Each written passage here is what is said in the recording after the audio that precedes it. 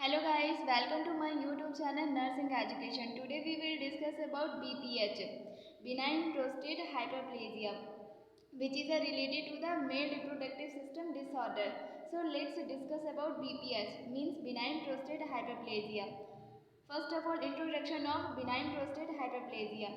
Benign prostate hyperplasia is the condition when the prostate gland is increasing in size that leads to compression and then obstruction of the urethra, which affects urinary flow. Benign prostate hyperplasia is the fourth most commonly diagnosed disorder among patients 50 years of age after CAD, means coronary artery disease, hypertension and type 2 diabetes. It is the most common urologic problem in a male adults. About 50% of all men in their lifetime will have a benign prostate hyperplasia.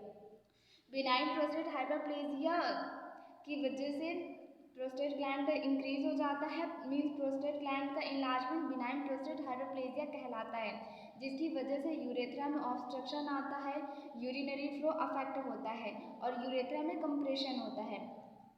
Benign prostate hyperplasia Jin person की as 50 years से above हो जाती है उनमें fourth commonly पाया जाने वाला disorder है।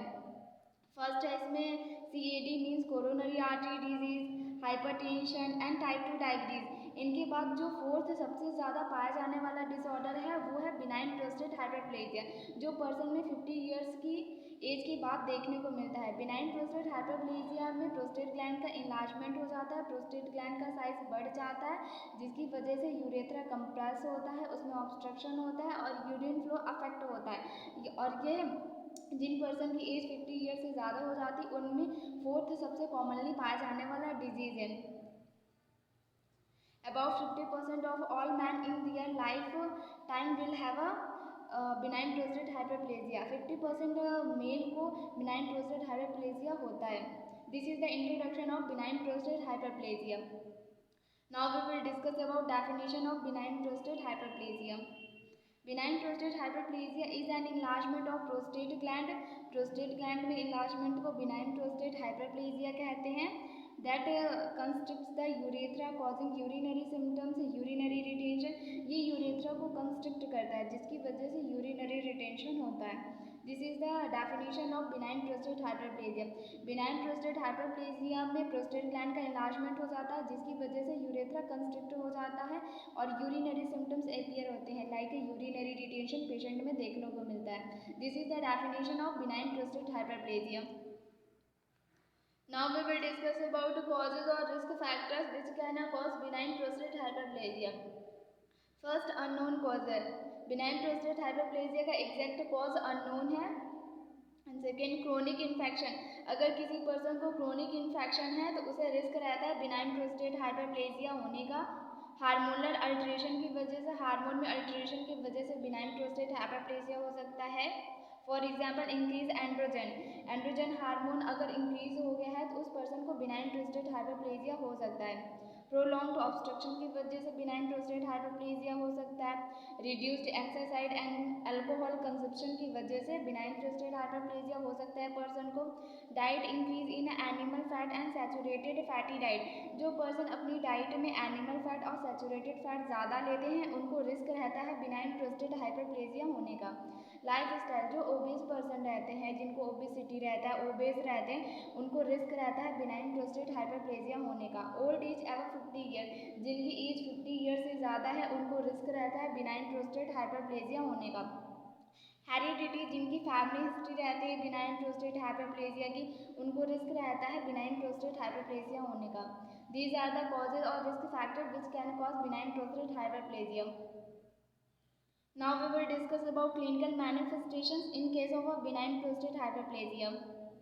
In early stage there may be no symptoms. benign prostate hyperplasia की अर्ली स्टेज में पेशेंट में कोई भी सिम्टम देखने को नहीं मिलते।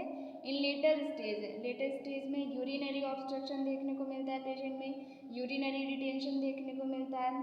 डिसयूरिया मीन्स की पेनफुल यूरिनेशन होगा, difficulty in urination, incomplete bladder emptying, bladder पूरी तरह से इनपटी नहीं होगा।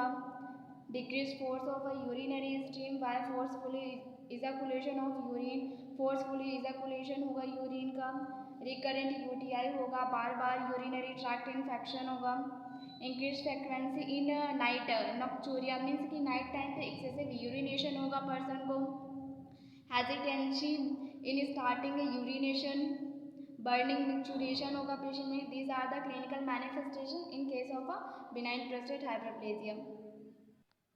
Now we will discuss about pathophysiology of benign prostate hyperplasia.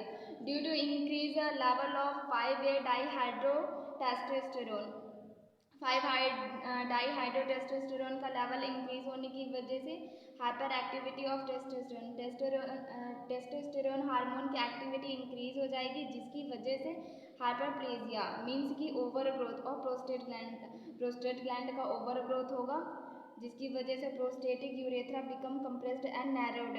Prostate gland का ओवर ग्रोथ होने की वजह से यूरेथ्रा कंप्रेस्ड हो जाएगा, नैरो हो जाएगा, जिसकी वजह से अगर लंबे टाइम तक प्रोलॉन्ग्ड ऑब्स्ट्रक्शन बना रहता है, उसकी वजह से पर्सन में बिनाइन प्रोस्टेट हाइपरप्लेजिया के सिम्टम्स देखने को मिलने लगते हैं.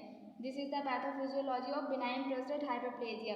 सबसे पहले 5-A डाईहाइड्रोटेस्टोस्टेरोन हार्मोन का लेवल इंक्रीज हो जाएगा, उसकी वजह से टेस्टोस्टेरोन हार्मोन की एक्टिविटी इंक्रीज हो जाएगी, जिसकी वजह से प्रोस्टेट ग्लैंड का इन्लार्जमेंट होगा, प्रोस्टेट ग्लैंड की ओवर ग्रोथ होगी, प्रोस्टेट ग्लैंड की ओवर ग्रोथ होने की वजह से यूरेथ्रा कंप्रेस्ड हो जाएगा. कंप्रेस्ड अगर लंबे टाइम तक कंप्रेस्ड रहेगा तो पर्सन में benign prostate hyperplasia urinary symptoms appear होने लगेंगे. This is the pathophysiology of benign prostate hyperplasia. Now we will discuss about diagnostic evaluation to diagnose benign prostate hyperplasia. Urine analysis करेंगे patient का, serum creatinine level increase रहेगा benign prostate hyperplasia की condition में. Patient का USG करेंगे, serum test करेंगे तो उसमें ब्लड बन इंक्रीज रहेगा. बन का मीनिंग होता है ब्लड यूरिया नाइट्रोजन. सिस्टोयूरेथ्रोस्कोपी करेंगे, इसके थ्रू डायरेक्ट विजुअलाइजेशन किया जाता है ब्लैडर का, यूरेथ्रा का, प्रोस्टेट का, यूरेथ्रल ओरिफिसेस का डायरेक्ट विजुअलाइजेशन किया जाता है. Serum PSA prostate specific antigen elevated रहेगा पर्सन में. These are the diagnostic evaluation to diagnose benign prostate hyperplasia. Thank you so much. If you like my video, then like, subscribe and share my channel.